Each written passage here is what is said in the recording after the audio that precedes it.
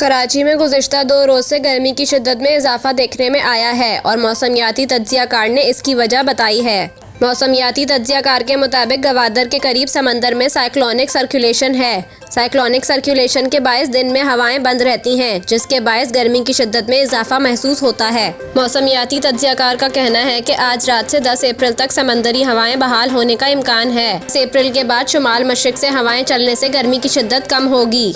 मौसमियाती तज्ज़ियाकार का बताना है कि मुकामी सतह पर बादल बनने से कराची के मज़ाफ़ात में कहीं कहीं हल्की बूंदाबांदी हो सकती है, जबकि 21 अप्रैल को एक और मगरबी हवाओं का सिस्टम मुल्क पर असरअंदाज हो सकता है। मौसमियाती तज्ज़ियाकार के मुताबिक कराची में ईद के दिनों में मौसम मुअद्दिल रहेगा और समंदरी हवाएं चलती रहेंगी।